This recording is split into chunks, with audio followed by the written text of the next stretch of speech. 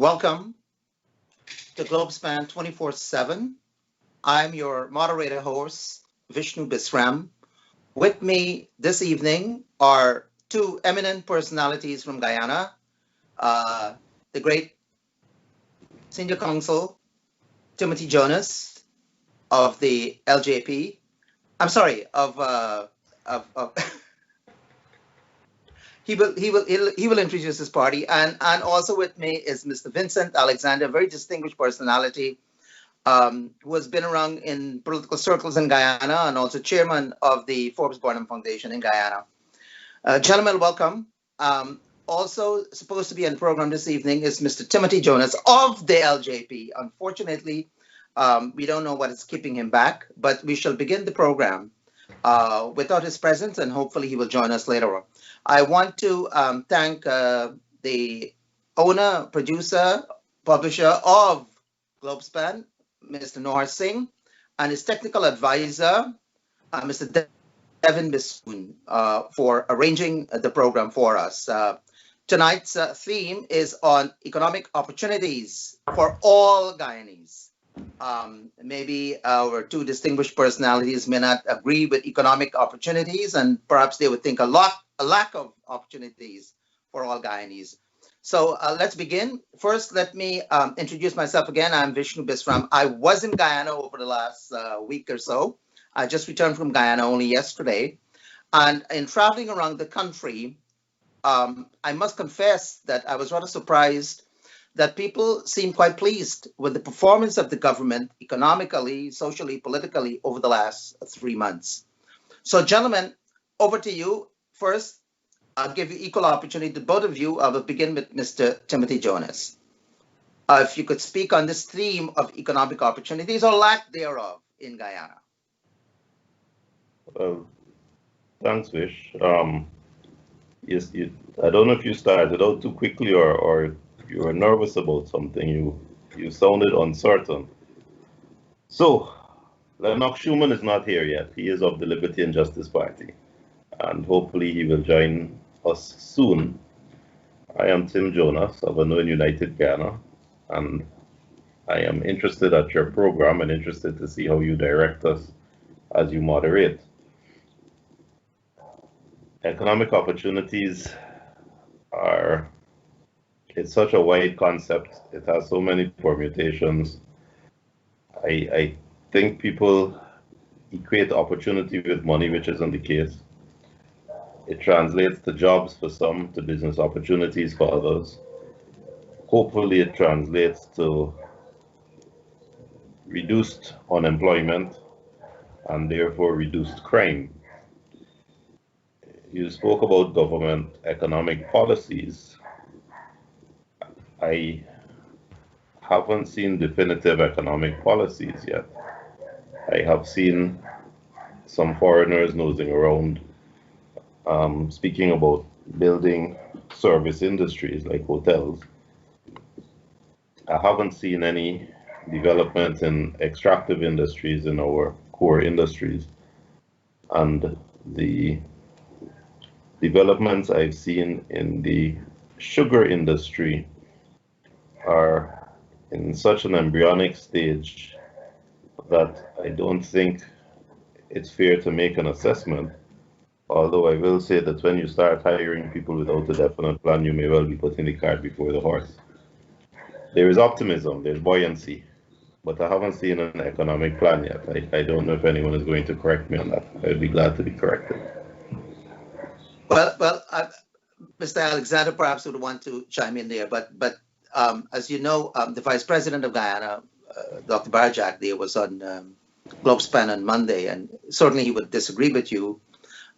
He feels that there is a lot of programs and a policy on the economy in Guyana that would lead to creation of a lot of jobs, growth in the economy, and so forth.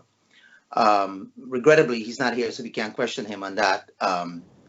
In my travel in Guyana, as I indicated, people sound very hopeful and confident of growth and development. So let's give an opportunity to Mr. Vincent Alexander, and then we'll come back to you. And Timothy Joe, I'm sorry, Mr. Shuman is on his way. He'll be here shortly. Mr. Alexander? Thank you very much, and good evening to the viewers out there.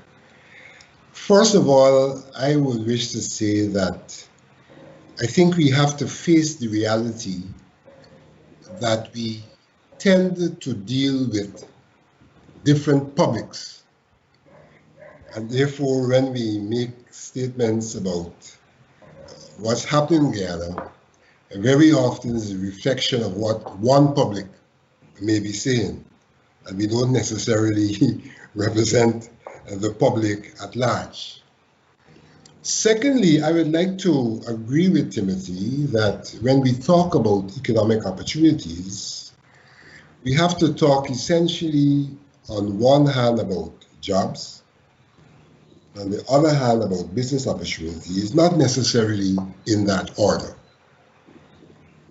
And therefore the question we're asking ourselves is what are the opportunities in terms of business opportunities, in terms of jobs? And there's an interrelationship between business. In fact, very much of what is said by Mr. Jagdeo, Dr. Jagdeo, is that once you get business going, then there will be jobs. And I think that is the mantra now. Let's deal with business. Once you get business, there'll be jobs. That sounds like a little kind of a trickle-down approach. But in addressing this question, we obviously have to talk about equal opportunity. Equal opportunity. Equal opportunity could be rather superficial if there are opportunities which cannot be accessed by people because they're disadvantaged in one way or the other. And so I think whenever one is going to speak about Guyana and economic opportunities, I think one has to take a historical perspective in this regard. And one has to accept that historically, not all Guyanese and not all groups in Guyana have had the equal opportunity to be involved in quote-unquote business opportunities. And that is largely reflected in many regards in those who are in fact the majority in business. There'll be those who may argue, well, people are involved in business because that is their orientation, that's where they want to be, etc. Others probably don't have that orientation. But I would argue that historically, the way in which our society has developed has in fact disadvantaged some people in terms of their being involved in business.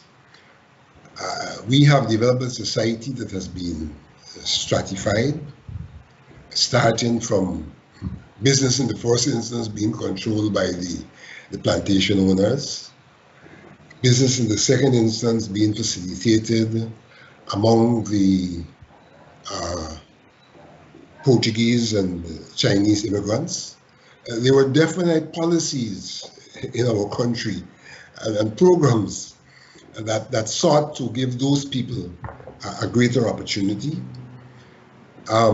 In terms of the African Guyanese, and I normally would be very clear in what I say, that I can only speak very effectively based on the shoes that I wear. The shoes that I don't wear, I can express an opinion and a view that may be objective, but certainly I wear certain shoes that allows me to speak without any shadow of a doubt. In terms of the African Guyanese, one would argue that they did in fact show some business acumen and some desire to be involved in business in the early days when they engaged in the acquisition of villages, which they could only have acquired because they were able to save over a short period of time relatively large sums of money to acquire those villages. And those villages is where they were going to be involved in business. And unfortunately, the system did not facilitate their growth and development. Lots of things were done that inhibited their growth and development in business, and saw them to a large extent because of that migrating to the urban areas, into jobs for economic stability, and to a very large extent also migrating into the hinterland to become involved in mining. And I would argue that not much has changed over the years in terms of the facilitation of those people who have been damaged from two perspectives. They have been damaged psychologically in terms of the engagement in business. And I wear those shoes. Others may say, well, they just don't like business, but I think that they have been damaged psychologically in that regard, and that the environment does not provide an opportunity, a great opportunity for change. And they have not been given the kind of facilitation to be engaged in business, because to have an equal opportunity, one has to look at the question of equity. And equity has to look at people who are disadvantaged and to find ways and means to assist the disadvantaged so that they could be on an equal footing. We aren't naturally equal. We have natural rights to equality, but we aren't naturally equal. And therefore, equity has to come into play. And I would argue that there is a lack of that equity, and therefore it is not given an opportunity to certain groups. And I would kind of specify that the two groups that are the greatest sufferers in that regard will be the indigenous people and the people of African descent. Interestingly, I want to note that, as I said earlier, people of African descent, to a very large extent, migrated to the urban areas in search of jobs, given the hostility they faced in the rural area in terms of the agriculture endeavors. But we've got a situation in the country where their dominance in the public sector is seen as something that is a disadvantage to others and not a right of theirs, that they should allow space. And so we have a further situation where the economic opportunity comes under constant threat through possible policies which says, look, you guys are dominating the public sector and we need to equalize the public sector, and therefore we need to get other people into the public sector. And I would suggest that that is in fact another burden that the African Guyanese has to bear, because the feeling is he shouldn't dominate the public sector, he shouldn't dominate the police force, he shouldn't dominate the army, and people seem not to take into consideration that his presence in those places was not merely a political desire to be in a position of power, as some may describe it, but it is a desire to have found economic opportunities where they were available at the time, and has become the tradition of their finding economic opportunities. I will close this first comment by saying that I observe the comments of the late Dr. Jagan when he came into office in 1992, when he made the point that the People's Progressive Party had acceded to office, that they had executive power, but they did not have administrative power. Now that is a little unorthodox in terms of the separation of powers. He added a fourth category, and by that he meant that they were not the people who were in the seat in the public sector. They were not the people in the seat. And what he was in a sense saying is that his party has to acquire administrative power as well, and that acquisition meant that people who were in that power had to be dispossessed of that power. And astonishingly, as we speak here today, that policy of the acquisition of administrative power seems to be driving a lot of what is happening in the public sector, and the dismissal, the word which is not really dismissal, the termination using archaic contracts seem to be driving that policy of the acquisition of administrative power to the disadvantage of African Guyanese who historically migrated to those areas in their effort to acquire economic opportunities.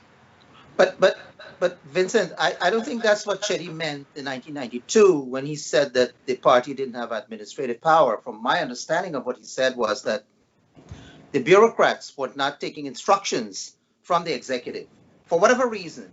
But we'll get back to that in a minute. I think we are being joined now by Mr. Shuman. A slight retort on that. Yeah. His argument about administrative power, in fact, predated 92. So that he didn't have the experience to which you were speaking, but did express the need for his party to have administrative power. Okay, but I want to comment on that, but I'll come back to that. Mr. Shuman, are you hearing us? Are you on? Yes. So Mr. Shuman, yes, welcome. So let me just give a formal introduction again. Mr. Shuman is a member of parliament, and he is the leader of the LJP, Liberty and Justice Party. At the beginning, I misspoke when I mentioned Mr. Timothy Jonas, senior counsel. He is the chairman of ANUG, New and United Party. Mr. Shuman, Mr. Jonas, I hope I got it right now. And thank you for the correction. So I will give Mr. Shuman the same opportunity as I give the other two gentlemen who spoke earlier. We are discussing economic opportunities or lack thereof of all Guyanese. Just for the benefit of you, Mr. Shuman, Mr. Alexander is contending that the African Guyanese are perhaps at a disadvantage in Guyana. And then he qualifies it, of course, with the people in the hinterland are also living in depressed communities. So I'll just leave it to you to interpret very broadly of economic opportunities for all Guyanese, and perhaps you may want to speak about the people in the hinterland as well. I mean, from my reading as an economist, as far as I understand, the people in the hinterland communities are the most depressed in Guyana, followed by the people in the rural areas, followed by some in the urban communities, depressed communities in the urban areas. Your comments. Well, let me first say good night to Tim, Vincent, and yourself, and the viewers. It's good to be here. My apologies for being late. I was detained a little bit with the previous engagement. I heard a little bit of what Vincent said, and I agree to a large extent with his comments. But I think there are some things that we tend to forget in terms of economies and economic power and economic growth. Take, for example, that indigenous peoples never understood the monetization of the economy. For us, we simply dealt in the trade of, fruits for fruits, provision for provision, meat for meat, and meat for fish, and in that context. So the idea of money to us is a relatively new concept, and it is not something that we have ever really studied in depth. It was imposed on us, and I wouldn't complain about that because it is progress. But the understanding of it, the understanding of wealth distribution and how to generate it in itself was not a lesson that we were keen to learn because we had lived centuries, millennia, without any kind of monetization of our economy. So as society started to evolve and we started to look at how economies are driven, it became a position of disadvantage for indigenous peoples. If you look at, and I'm going to say this in a broad context, if you look at the economy of Guyana, I would say that the economy of Guyana is largely driven by the private sector. And a majority of the private sector, it's actually Indo-controlled. You have a very small Portuguese community and Chinese community, But the bulk of it, the lion's share of it, it's actually Indo-controlled. And I think one of the things, you're talking about economic opportunity, you have to look at it historically and how it evolved. Yes, indigenous peoples and indigenous communities are disadvantaged, but I think a large part of that is when you look at development, or at least infrastructural development, a majority of that has been focused on the coast.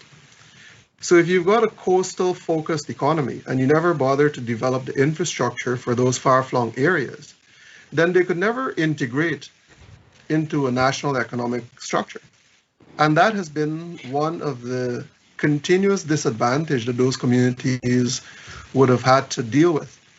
Take, for example, the production of gold.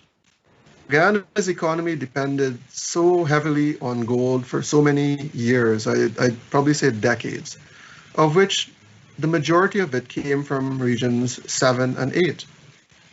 But if you look at what regions 7 and 8 contributed to the national economy, compared to the infrastructural development that has not transpired in those regions, you are going to see that the communities in themselves, the production of gold in itself never really contributed. Even though they contributed a significant amount of gold, there was no repatriation of the finances. The majority of that was meant or was focused on developing the coast.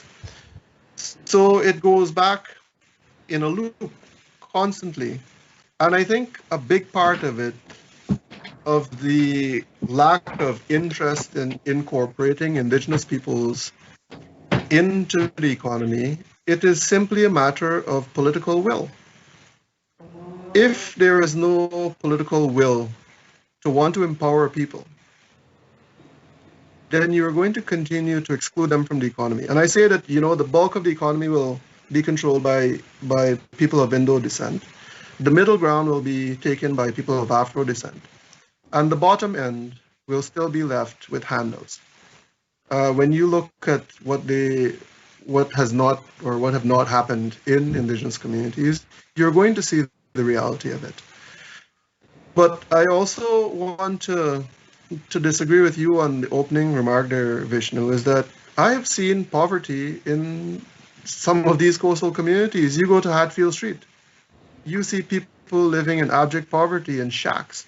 They're not part of the economy. You go to Luzignan, you go up the coast, you are going to see the very same thing or same things.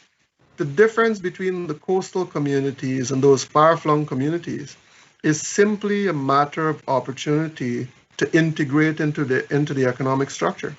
And that has been the continuous disadvantage that exists. And once again, I would look at it as a political problem more than anything else, because if the indigenous peoples are empowered, then they could simply place their X wherever. They're not tied to someone who's going to give them resources. They're no longer tied to a political party that says, here, we're going to bring a tractor and give it to you, so you can do whatever you want. If they integrate into the economy, then they make their own decisions because they're empowered to do it. And I will leave it there. Mr. Jonas? We have a bad habit in Guyana of excusing ourselves, finding excuses for ourselves, and whitewashing the efforts made by other people. What Lenox says is true. The indigenous community have had a hard run of it. What Vincent says is true. The Afro-Guyanese have not succeeded as well as others in the business environment. Now, those are conclusions, but we have to look at cause and effect, and we have to try to figure out why this is so. And to reach the truth of why this is so, sometimes we have to confront our own realities. I want to give you some examples because I don't think it's fair to one side just to say, oh, you had it easy, you had it all your way.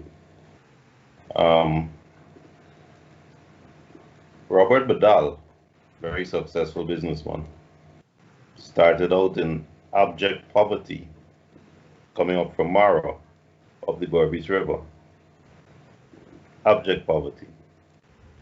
Yasu Prasad is the son of a laborer on a estate, a man who planted a garden for the colonials. Komal Samaru is also from very, very humble origins.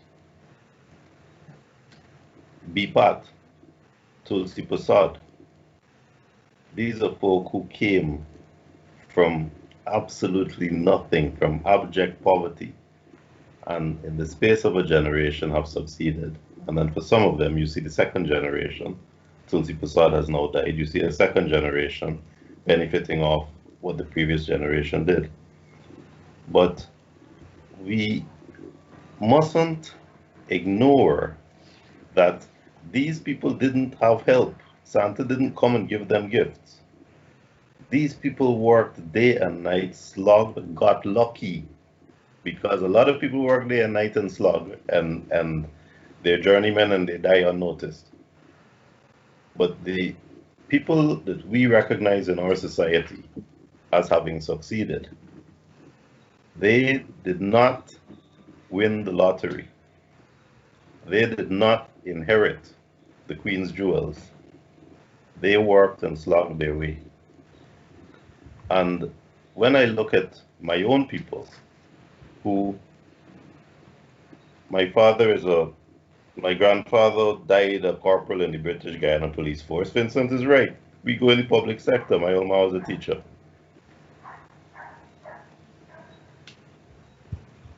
They worked hard, but for some reason, I've tried business, I haven't succeeded. I don't know why. Maybe I don't have what it takes, or maybe I didn't have the luck. But when you look at poverty in Guyana, poverty is not confined to one race or another race. You see abject poverty in the indigenous community, in the Indo-Guyanese community, in the Afro-Guyanese community. So I think that we have to face and confront and look realistically at where success comes from, and also why others are not as successful. I've been in this world less than 50 years. I am not going to blame slavery of 150 years ago for the fact that I don't succeed in business. I'm not going to blame the education structure, because a lot of the people that talk about, oh, the colonial education, fail to realize that the education that you got here in colonial Guyana was identical to the education that England gave its own nationals in England. We wrote the same exams, O levels and A levels, and its predecessors. We wrote the same exams. So we can't complain about that. And in fact, a lot of the very successful businessmen that we see did not go to school and get the traditional education that some of us were lucky to get. And more than that, a lot of the people who are consider themselves leaders and consider themselves spokesmen in their community or spokeswomen in their community, they got soft skin. They went to the best schools, they got scholarships and went abroad and studied abroad. They came back and they lecture at university and they teach and they have high-powered administrative jobs, but they still bemoan and bewail the poor opportunities and the bad education and why it is they don't have money in their pockets. I think we have to start confronting our realities and see meaningfully, see honestly, look at our own faults and our own failings and try to understand why others are successful and how we can be more successful. I agree with Lenox. The indigenous community has been ostracized. But in the same breath, I'm going to ask, what does the indigenous community want? We speak about them having an existence independently, living off of the land, having a culture, having a society, having their own morals, their own structures. But those morals and structures, as Lenox says, don't involve money.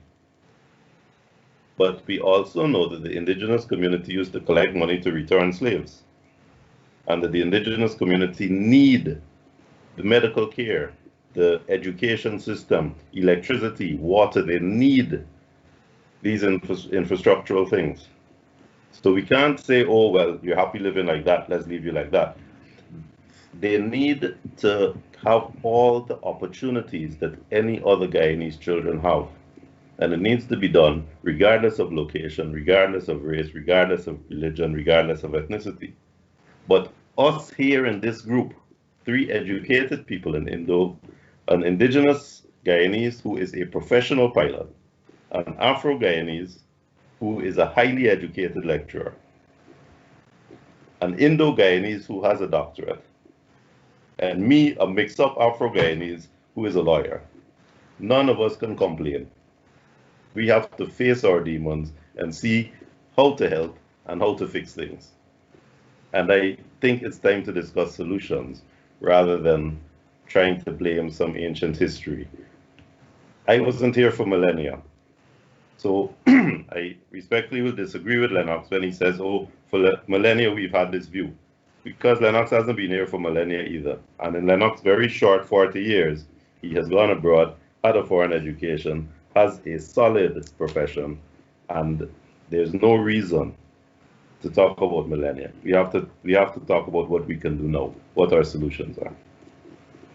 And you did mention some names of Indo-Guyanese who've been very successful and run very large companies. And these are companies, and some of them are family owned, but some of them are also owned by shareholders as well. And there are also some Afro-Guyanese companies that are very successful, like Ben Engineering and so forth, and there's some others as well. So we have to put that in context and not say that Indo-Guyanese are doing quite well and the others aren't. I mean, the small European presence in Guyana, they have been doing extremely well as well. And as Timothy correctly pointed out, we have identified the problems, so now we need to find some solutions. What do you think, Vincent? Would you propose as some solutions for the problems that you identify, Shuman identified, even that Timothy identified? I want to agree with Timothy that this discussion requires that we look at causation. It requires that. But I want to disagree with him that in looking at causation, one dismisses where we've come from historically. I think we very often do not take into consideration what I would refer to as a psychological moment. One of the things in Guyana is that you have people of different psyches. And those psyches are not necessarily innate. Those psyches, to a large extent, have been brought into existence by the historical socioeconomic realities in which those persons or those groups have evolved. And so it is that kind of evolution that has led the African Guyanese, for example, into the public sector, in some regards, having had the experiences they had in slavery, I go back there, and the post-slavery with agriculture, have a disposition which does not easily take them back into agriculture because of what it means from a historical perspective and the way in which that psyche has been developed. So that we have to look at causation. It is critical in the circumstances of Guyana that the state plays a role in providing opportunity for our peoples. And in playing that role, the state is the successor of the state. This state is the successor of those states that brought us to where we are. And I'm saying that to a large extent, the state, by virtue of how they managed the country, brought us to where we are. Let's go back. Somebody made a point about the Guyanese of Portuguese origin. In some regards, they were given privileges that allow them to be where they are, and those privileges are not today's privileges, they're historical privileges. And they have a percentage foothold in the economy disproportionate to their number. And I think the Chinese are probably in a similar situation. So we have to look at causation, and we have to, in my view, address what has occurred, both from the standpoint of the psychological state of people and the material state of people, and seek to deal with that. So, for example, we live in a country where we go to a school and we are not taught history, which says that Guyana was first of all populated by the indigenous peoples, that the Dutch came and they attempted to enslave those peoples, blah, blah, blah, that the Europeans then brought the Africans who for over 400 years were not treated as human beings.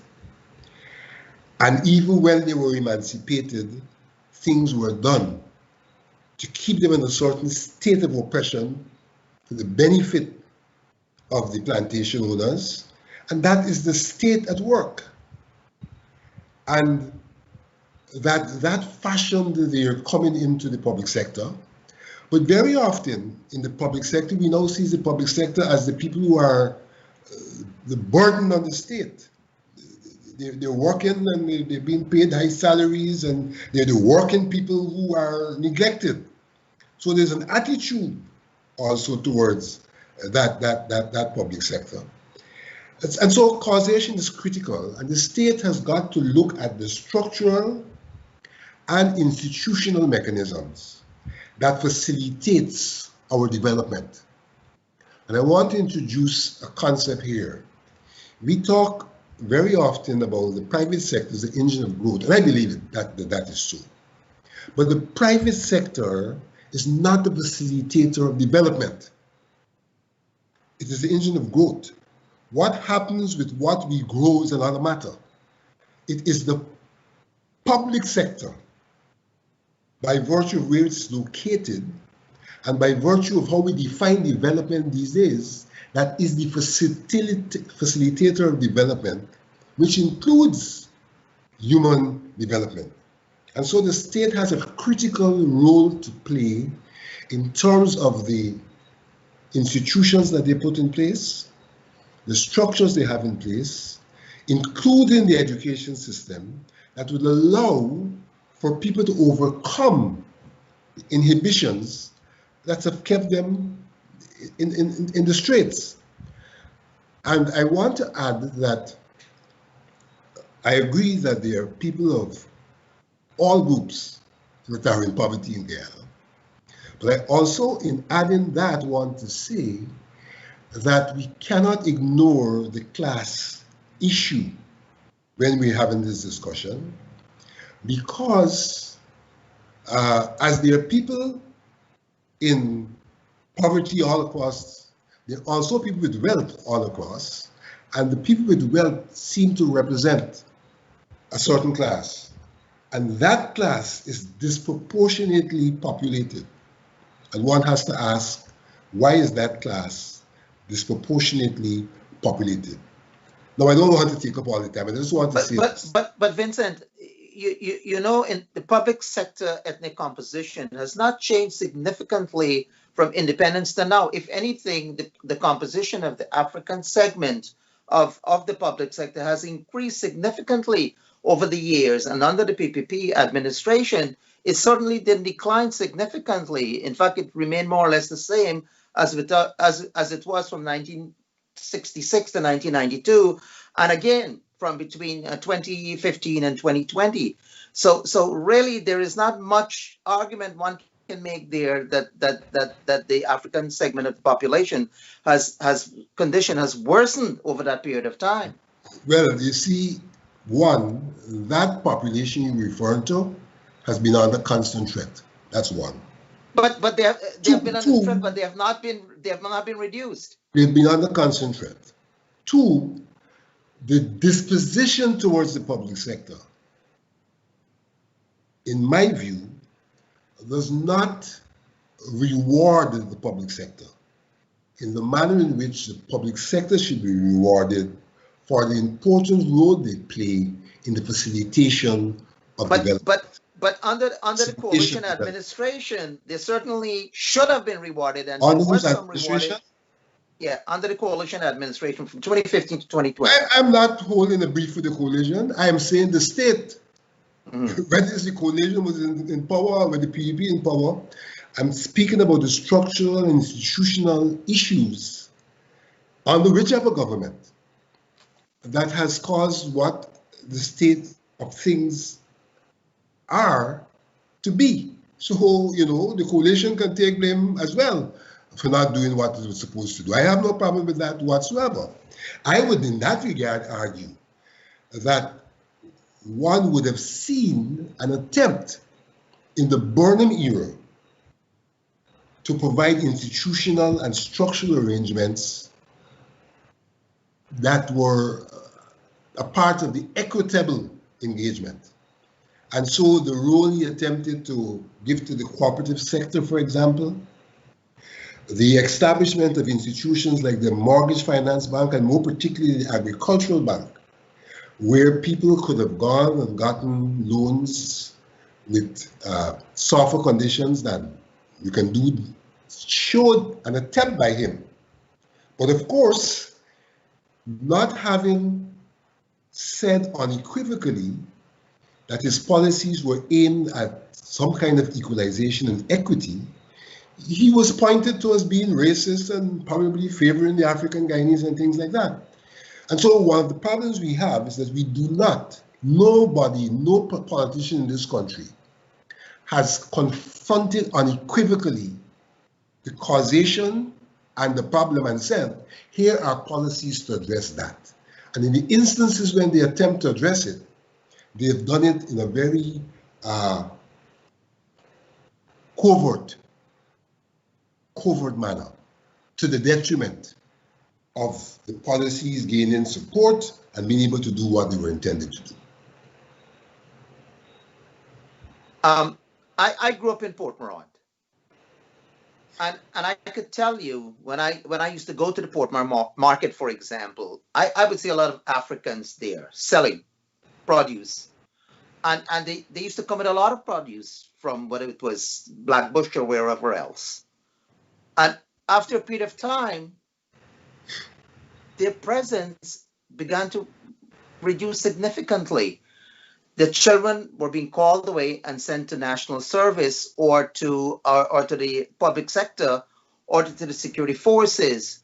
So wouldn't you also blame the Burnham administration for reducing the presence of the Africans in the business sector and taking them into the public sector when they could have done much better? Now, before I get your response, we're about to take a break. And when we come back, we are going to go with Mr. Shuman, and then we'll come back to you, Vincent Alexander. So you are listening to Globespan 24x7. It is being hosted, technical advisor by Mr. Devin Bissoon, and our producer is Mr. Nohar Singh. We shall be right back. Travelspan is pleased to announce that the airport in Guyana is now open. There are flights from New York and Miami non-stop to Guyana. Call Travelspan for all your travel needs to Guyana or for your vacation to Mexico or Punta Cana. Call 718-845-0437. That's 718-845-0437. Flights are now on sale to Guyana and vacation packages are now on sale to Mexico and Punta Cana. Call 718-845-0437. Logistics International, based in Trinidad with representatives in Guyana, is pleased to announce its shipping services from Trinidad to Guyana. Logistics provides shipping services and has experienced personnel to handle all of your shipping needs from Trinidad to Guyana. Buy in Trinidad and let Logistics handle all of your shipping to Guyana from small boxes to container sizes. Call Logistics in Trinidad at 1-868-336-8218 to handle all of your shipping needs, and they handle all sizes. Logistics International has been shipping for over 22 years to many Caribbean countries with reliability and dependability. Call 1-868-336-8218 in Trinidad. That's 1-868-336-8218. Or email at liclcargo@gmail.com. So welcome back. We again, just to if you're just joining us, we are being joined by Mr. Timothy Jonas, Senior Counsel, Chairman of ANUG, Mr. Vincent Alexander, the senior-most election commissioner of GCOM and Chairman of the Burnham Foundation in Georgetown, and Mr. Lenox Shuman, who is the leader of the Liberty and Justice Party, LJP. So first, I will ask Mr. Shuman to respond to the comments of Mr. Jonas, Mr. Alexander, and myself as well, if you so desire, or give your own view of any other matter pertaining to economic opportunities of all Guyanese, which is the theme we're discussing tonight. I think this is substance for a 4 or 5 hour long conversation, Vishnu. Well, that's why we turn to your expertise as a pilot to shorten the distance. I want to touch back on Tim's comment in terms of, getting to where we are and how we could find solutions for it. And I agree with Vincent that we can't really dismiss at least the history or the road that brought us to where we are. Speaking of opportunities, for example, right? Right now, let's take what we are in right now, COVID crisis. Schools on the coast, they're enjoying this. Electricity, internet, online classes. They could pick up their computer and log in, get their university, high school, everything. And when you go to indigenous communities, you'd be hard pressed to find a paper copy of something. That's one. Not only are you being presented something that your parents in themselves have not had an opportunity to learn, but now you're asking the parents in themselves to teach the children something that they don't even know. And that is the road that brought us here. It's a road of continuous neglect in those communities. If you look at, and I want to go back on Vincent's remarks about equity and the Burnham era. And I grew up during the Burnham era, and I've said multiple times as to how much of a struggle it was. And I think there is an inherent fear of coastlanders in indigenous peoples, but not so much of the Indo class, of the Afro class. And I will tell you why. My dad and his battalion, members from my community, including Captain Ovid Williams, were all part of the first set of military servicemen, indigenous military servicemen in the Guyana Defense Force.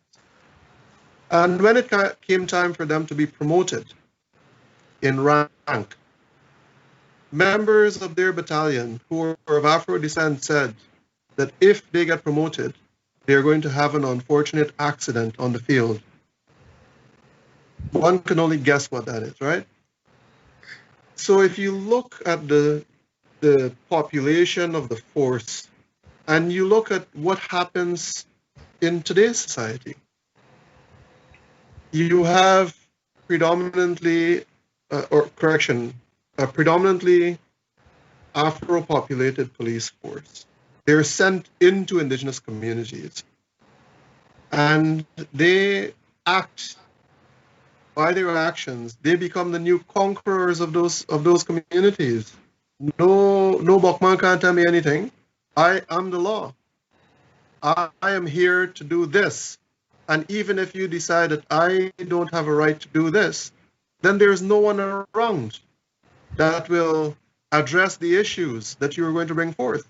And even when you decide that you want to bring that to the attention of anyone, where is it that you have to go and file that complaint? You pick up the phone, there's no phone because there's no phone line. You can't file a complaint because the complaints mechanism is in Georgetown and you're deep in the hinterland. So all of these things, it drives a wedge in society that I think at some point we have to acknowledge that while we look at the population of the public sector, of people of Afro descent in itself, I think that a part of it, and maybe I could be wrong about this, but I think a part of it is finding security. It is about a people finding a place in society that is secure.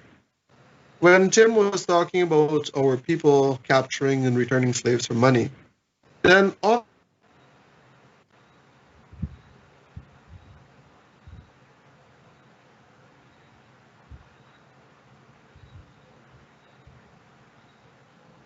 Sorry, I can't hear Shuman anymore. Are you gentlemen hearing him? Seems to be frozen. is an Right, inherent so- that is so I have to say retribution. Right. So I don't want to say retribution, but I think there is a little bit of inherent fear in there and a return in favor when you follow that line down. So my thoughts on the matter is that maybe the Afro community wants to find a place of comfort where they feel empowered to make the decisions that will also empower their people. I don't think that that is a position that has ever been enjoyed by a lot of people. I mean, right now you look at the structures of power in Guyana, right? And I will speak from an indigenous perspective. You look at the structures of power in Guyana, and there hasn't been a single chairman of any board who was indigenous. And you'd be hard pressed to find any chairman of any board who is of Afro descent. Now, what does that tell you about the political structure that was meant to empower the people and deliver equity, as Vincent was talking about? There is no sense of equity in Guyana, and a big part of it may be driven by fear. Having witnessed what happened over the last 5 months and year and whatever, close to 2 years, I think a big part of that may be driven by fear. And it is fear in itself from one side that drives fear into the other. So there's this conflict of fear. So if you look at the power structure in Guyana, I don't get the sense that the Afro community has ever really felt empowered, not economically, not politically, because they have never really enjoyed any kind of freedom. If you look at, and Vincent is talking about Bornholm, I think that Bornholm and oppressed, whether you're indigenous, whether you're of Afro descent or Indo descent. I think all Guyanese.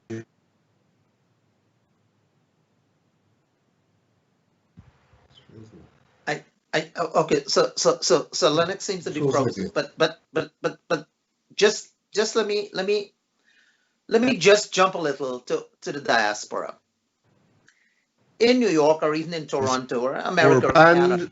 And that I'd say liberation. They never. Sorry, the internet is a bit shy. Economic, why? Because of how tightly he held on to power, how tightly he held on to the control mechanism in Guyana. And I think what we are seeing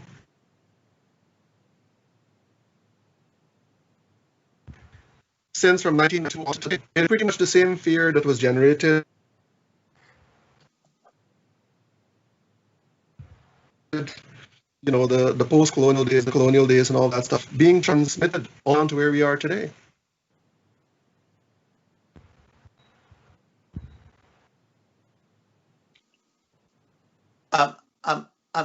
if I may indulge Vincent, while we are waiting for the regularization of the Wi-Fi, if I may ask or point out, Indo-Guyanese, Afro-Guyanese, and I don't have much interaction with indigenous Guyanese here in the United States, but Afro-Guyanese seem to be doing quite well here and in Canada, certainly do far better than African Americans in the United States. Indo-Guyanese, of course, are doing quite well, perhaps with the highest income after Indian Americans from India in the United States. So how is it that you have Afro-Guyanese doing so well here, and Vincent is claiming that they are not doing so well in Guyana and they need the assistance of the state in order to improve their lives?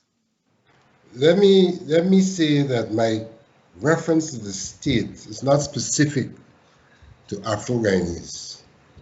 They may be in the group of the most affected along with the indigenous peoples, but I'm saying the state has a responsibility to restructure and to create institutions to give all Guyanese,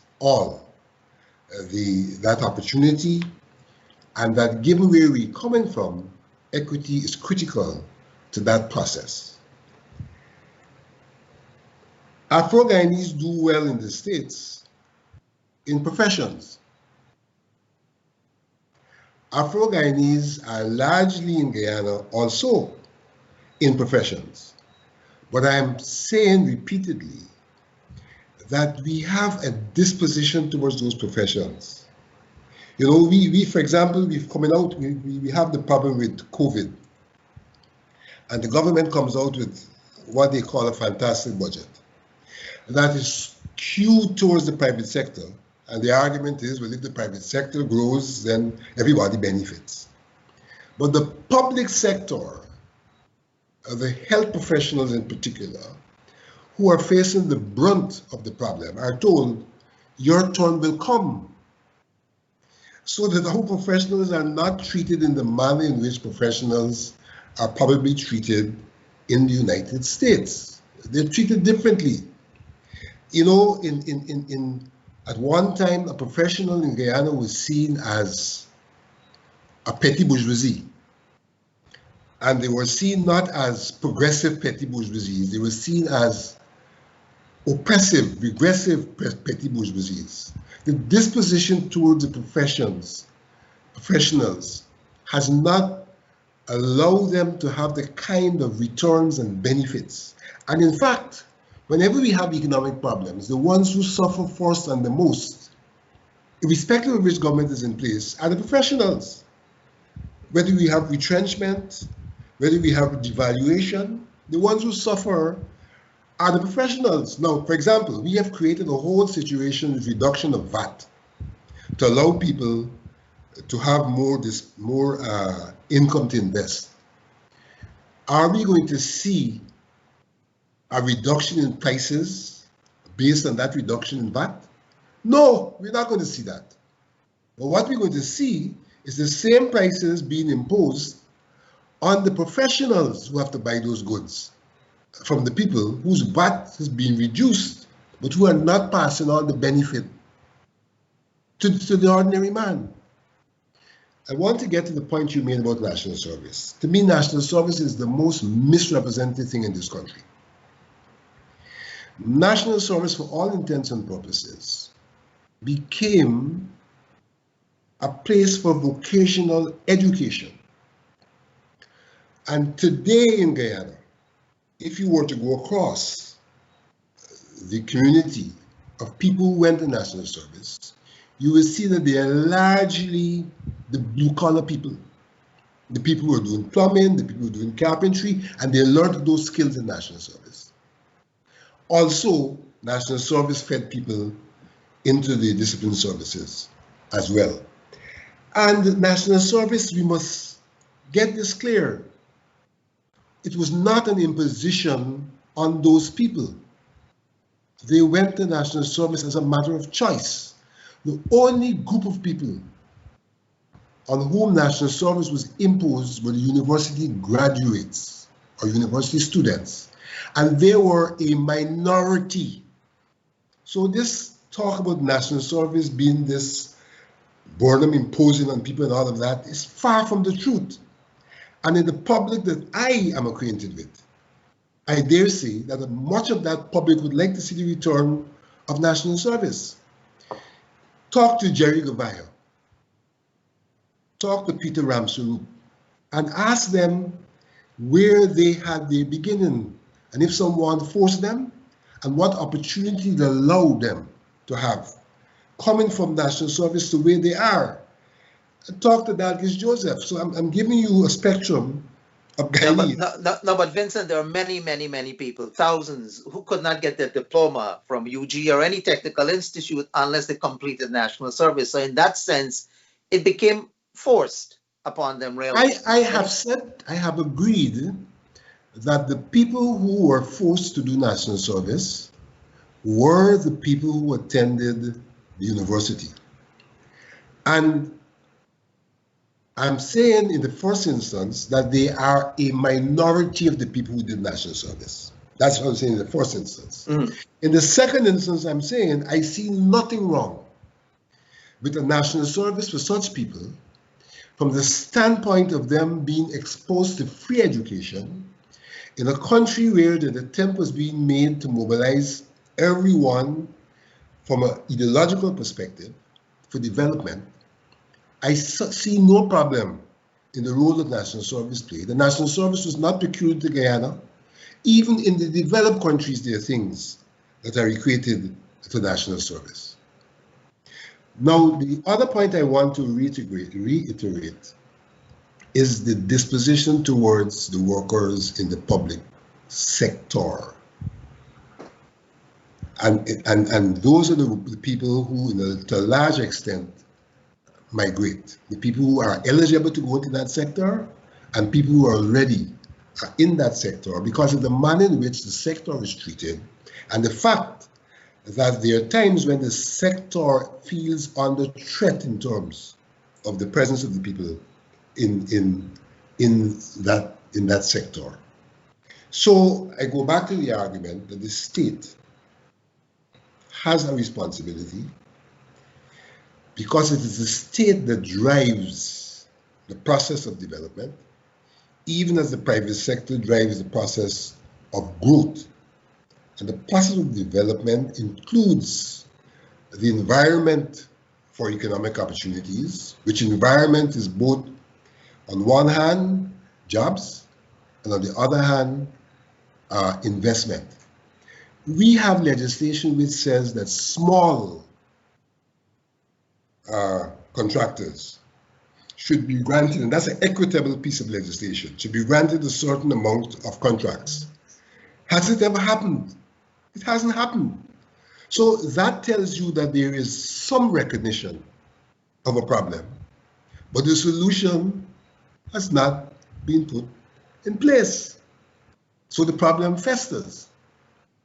And so we need to be able to admit what the problems are and to unequivocally enunciate, articulate policies to address the problems rather than sneaking around to address the problems of particular publics without an articulation that this is what we're doing and for what reason, hence creating an environment that is where people can be confident and comfortable that there is an equitable process of work that is intended not to discriminate against people, but to provide for some kind of equalization, given the historical journey we have traversed that has dropped us in different positions on the economic landscape.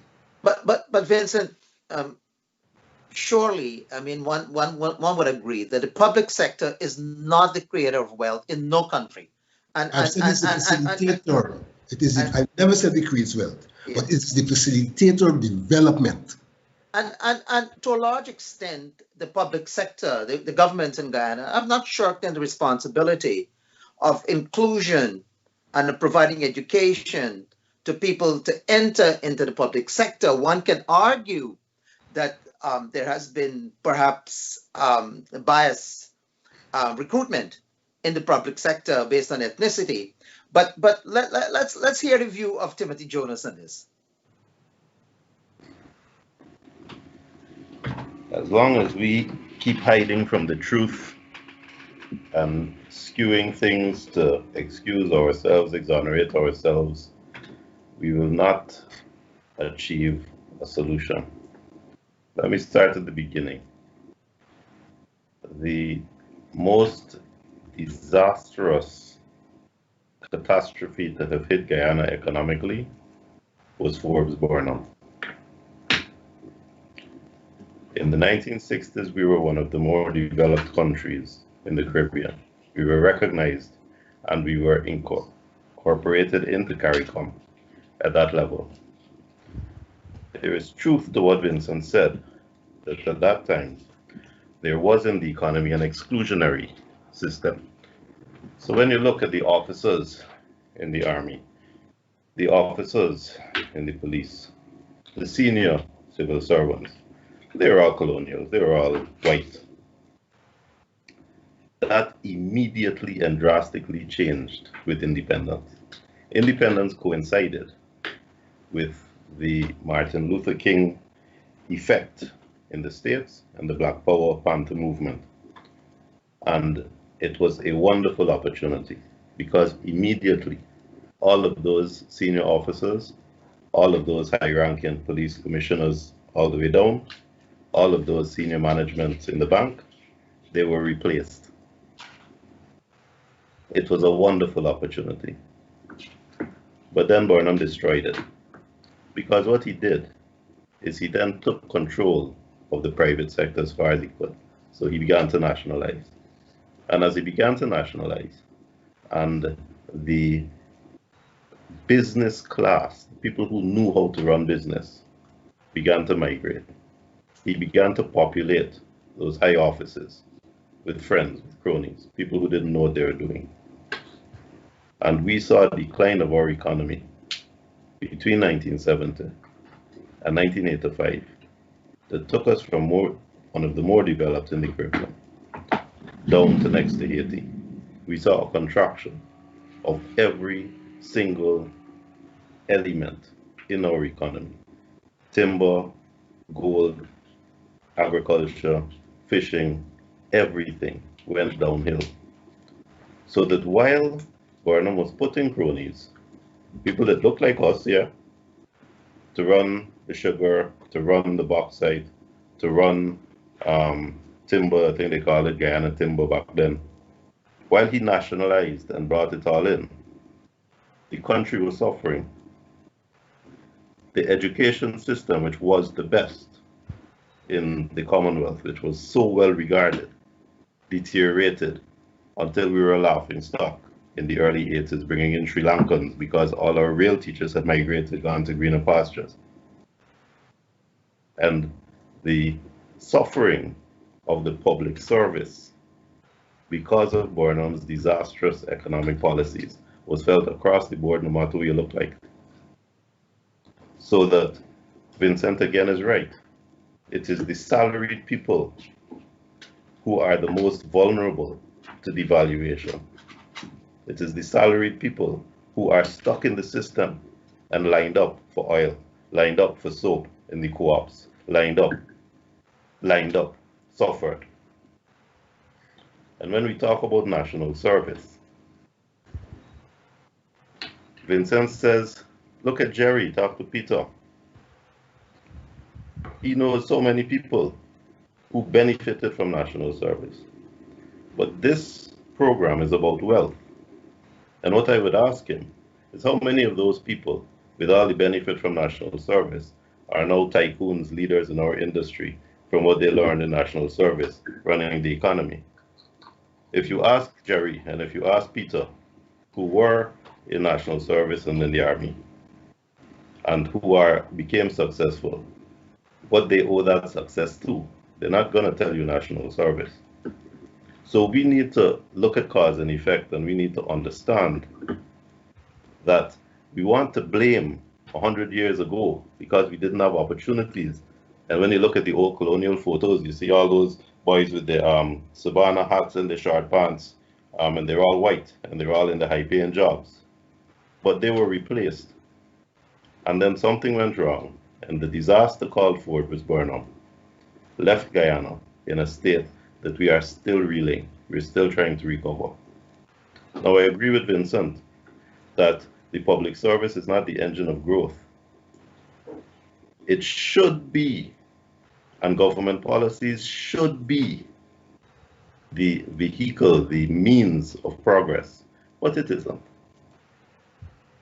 One of the things Barnum did is made the public service so top-heavy and so unwieldy that the private sector couldn't afford to pay for it. Because at the end of the day, it's the private sector, the taxes, the revenue, that pays for that public service. And that is what we saw happening again up to January of this year, as we saw people coming in, being put into jobs, friends, family, cronies, being given high-paying jobs, a large, unwieldy public sector that you simply can't afford with our small economy. It is not true that the public sector is responsible for education. The salvation of our education, what has helped our education to come back from the misery that it was in the 1980s, is the good policy by Mr. Hoyt of allowing private schools. So that those private schools, private sector, profitable institutions, those private schools took some of the burden from the public school, because Barnum tried to centralize it, tried to hold all the power. He wanted to control everything. And therefore, when he took the schools from the churches, they began to decline because they could not be maintained. As soon as you privatize it, it took the burden from the public sector of educating the entire student population. Those who could pay got a better education. You get a better education at Marian Academy or New Guyana or Nations than you get at St. Margaret's, than you get at LBI Primary. It's a fact. It's not something to dispute. It's not something to debate. What we need to understand now is how do we fix it going forward? And how we fix it is to encourage that same private sector, to encourage those private schools to take more students, to offer scholarships to students to go to those private schools, and then to spend money on our public schools. Because at the end of the day, the education system that was nearly destroyed between 1970 and 1985, it is the restoration of that education system that will help the children of the people who are now ostracized and are now marginalized. And the only way to do that is to relieve the pressure as much as possible by encouraging those who can afford it to go to private schools, so that those who remain, we can direct our resources, focus our resources to make the public school as good as the private school. That is what we need to be doing. Now, we talk about why it is the Guyanese do well when they go abroad. And again, I agree with Vincent. It is because they get paid well. So when we look at the discrepancy in wealth in Guyana, it is the fact that you can't be paying a teacher $80,000 to $90,000, $100,000 a month. Because when you do that, you get the teacher you deserve. And if you look at the quality of teachers you get in the public sector, there are some hardworking, good, conscientious ones, but most of them aren't. Recently, there was a big debate about the Bishop's High School, one of our top institutions, students complaining. What was the response by our Ministry of Education and our union? Not to investigate what are real complaints and may have truth. I don't know if they have truth or not. The response was to go on strike. To go on strike at a time when other students are writing exams, other students who had made no complaint, who had no part of the fight, but by going on strike, you deprive them of their education because they're sent away without being able to write their exam. They got to come again next year. And that is the level of teaching and the level of unions, teacher unions that we have because of what we're paying them.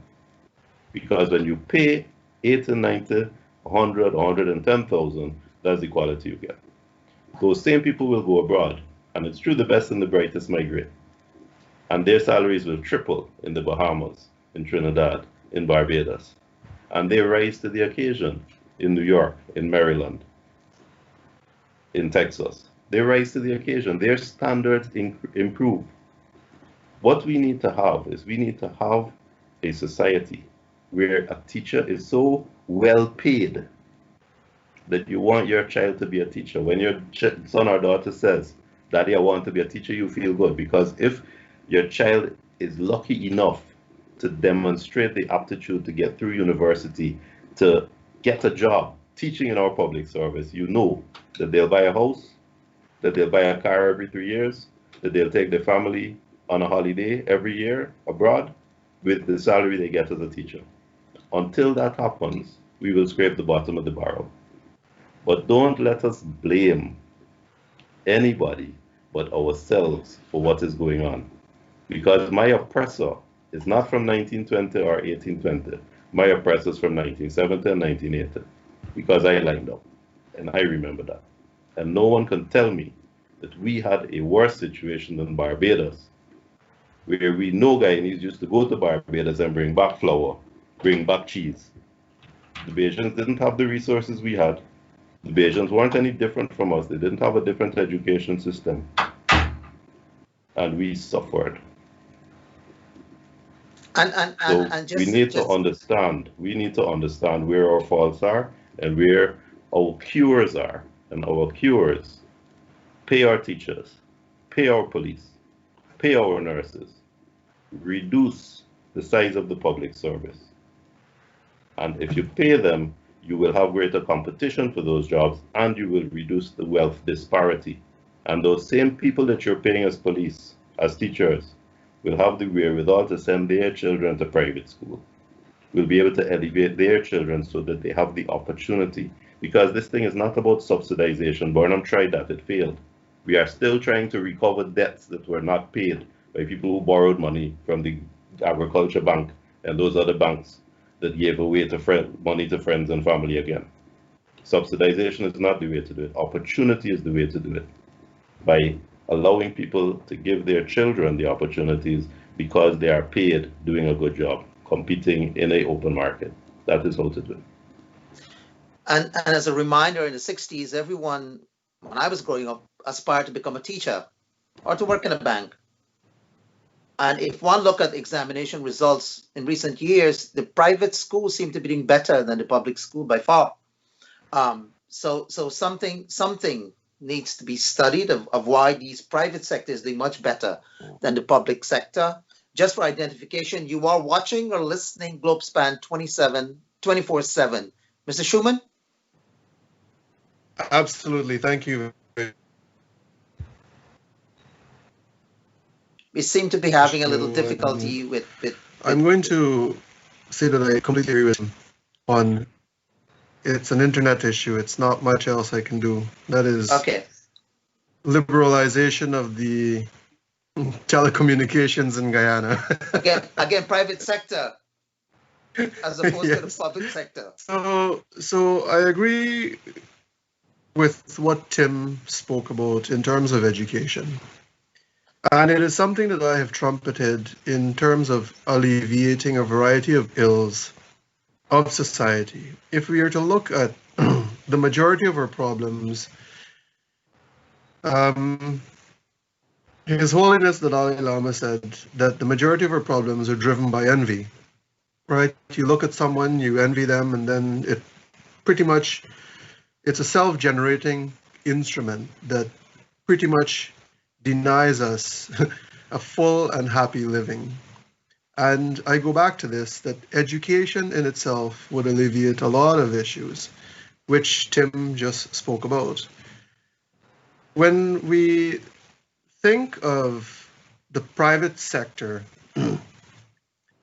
and how the government, and I'll also agree with Vincent that the public sector in itself should be the drivers, not the operators, not the engine really, but driving in terms of economic development for people.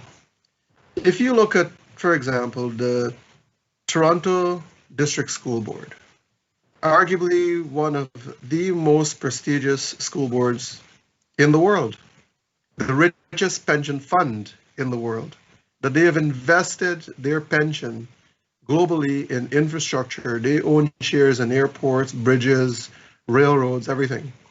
So that when the teachers retire, they're not struggling to find out where their next check is going to come from, what they're going to get next, right? If you look at Gaisuco failed. They couldn't pay their employees. They had to go to court and all that stuff. The Toronto teachers' pension is not in such a position. And they will never be in such a position because they continue to pay their teachers exceptionally well. Not only do they get paid really well, they also get a healthy benefit package and they get a healthy pension. And the majority of, if you look at, I think the majority of European countries also take that approach because they recognize the investment in education and that there is no tool greater than that for the alleviation of poverty. Now, we could push a lot of people into the public sector. But if you push a lot of people into the public sector in Guyana, in its current state, I have walked into many offices where people are sitting down, surfing, playing on Facebook, WhatsApp, whatever, doing everything but what they should be doing. So effectively, the amount of work that we get out of our public servants is probably 3.5 hours per working day. If that right? long. 3.5 hours per working day. So they go to work and they get an 8 hours work, 1 hour for lunch, where everything closes down. So effectively 7 hours, and they get 3.5 hours of effective work out of public servants. Now, why is that? It is because we are not paying them appropriate to their responsibilities. But there is the added layer that Tim identified in terms of education. If they have not taken the time to go and get educated, chances are they're ending up as a clerk on some desk doing some work that they're not happy with, and there's no vertical movement. So how am I going to go and pay someone who has not invested in their education, X amount of dollars when they're not qualified for that pay rate? So if that person now got a bit more educated, they may go into the private sector, which a lot of people tend to shift into, or they may go back into that very institution. But now there's a further problem. It is where job security and intellectual monopoly becomes a problem. That I would have stayed 20 some odd years in this institution, and there's no way Mr. Newcomer Timothy Jonas, who just went and got his university degree, is going to come and displace me because I have been here for 20 years. So what I'm going to do as a public servant is find every single way that I could stand on Timothy's head to ensure that he does not elevate fast enough to be able to make me redundant or to displace me. And that has been one of the sick or the illnesses in the public sector in Guyana. You look at police force, at least within North America and Europe, some of the best paid in the world. They go to college, they go to universities to earn sometimes degrees in law enforcement and law before they get into the police. And even before they get there, they have to do a psychometric evaluation. In Guyana, you go and write your exam, you know what, we're recruiting. Man, I've got 3 3s, I'll go and apply. But now, when you look at the kind of service that they're going to provide, you get what you pay for at the end. If you're not paying the brightest to come and serve, and you're not paying them equal to their knowledge, then what you end up getting is mediocrity. You get mediocre service for mediocre pay because we have not invested enough in rewarding the people who have the knowledge to do the work. And I think one way to transform the public sector to ensure that it becomes an engine of growth is to ensure that we transition from what I would call a certain degree of mediocrity, and I can't say that's resident in every single component, but we have to transform our public sector into a sector of meritocracy. If we cannot do that, we're not going to get the kind of service for the dollars that we're paying, and we would not be able to pay those people to want to be part of the economy, and they may not have enough to invest in the private sector after that. Okay, so we just have 4 or 5 minutes left. So I'll just ask Mr. Vincent if he would like to respond to comments about Timothy as well as Lenox. All right, I agree that the public sector should be better rewarded. They should be paid proper salary, so I don't have a problem with that at all. I do not buy in totality the argument about the education system. I don't think we take time to recognize how many thousands of Guyanese were given scholarships and did not return to serve. That was an investment in education. I don't think we recognize that prior to the declaration of free education, that in fact there were many people who could not access secondary education. And so free education allowed people who previously could not access secondary education to do so.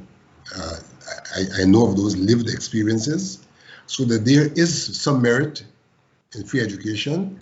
I accept that a hybrid system of free and private education works. When we brought into existence free education, almost all of secondary education was paid, and therefore did not allow a large number of people to access, and therefore it was an important thing. And we have progressed to the point where we have brought back in private, and I think the hybrid system works. But I don't think the private alone is what will make it happen, because it will continue to exclude people from having access to education. I think as I speak about equity, my emphasis cannot primarily be about the public sector. My emphasis also has to be about how equity could allow people to get involved in business. There are elements of equity which are required in terms of startup capital, etc., that are necessary to allow people to get involved in business. And I don't think the system, I think there are a lot of informal mechanisms that exclude people from those possibilities. For example, there was the talk earlier about the banks. When we took over the banks, apart from the Co-op Bank, our banking system, certain people couldn't get jobs in those banks. Certain people couldn't get jobs in those banks. We have to recognize the inequity that existed in systems that inhibited people from being able to progress and to do what was required of them. Finally, I want to say that every time we simply blame Burnham for what happened in the mid-70s into the 80s, we're ignoring the fact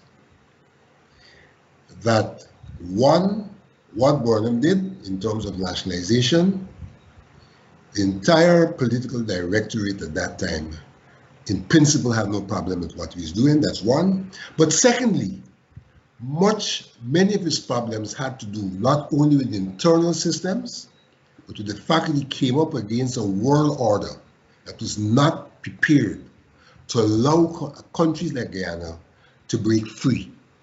And Guyana did not singularly face that problem. That problem was faced by a lot of countries that sought to challenge the world order. And that was partly responsible. Well, you might want to say that Burnham was smart to go against the world order. But the fact of the matter is, there were a lot of external forces that imposed upon us conditions that made things difficult for us. Timothy, you want a last word? The beauty of a democracy is that when the policies of your leaders create hardships, you can get rid of your leaders. It would have been well and good for me if Burnham in his 4-year electoral cycle from 1966 to 1970 had embarked on a policy of nationalization. We saw it didn't work. We saw the economy decline, and we voted him out. But unfortunately, we couldn't vote him out because of electoral fraud for a period of 28 years. So that when you talk about having the freedom to do something, you had a society that was not free. So whose freedom are we talking about? The beauty about Barbados and Bahamas and St. Lucia and all of those little tiny places that have nowhere near the resources we had, but had the same education structure and the same population, Jamaica. The beauty about those places is that the democracies work, so that when the economic policy was proven to be a failure, the despot wasn't allowed to continue in power, so that we had Berry in prison. There wasn't a fat person to be found in the country. And when a family brought apples into the country, you slice it up like cucumbers so everybody could get a piece. You voted him out. Freedom is very important, I agree. But don't let's gloss over our ugly history.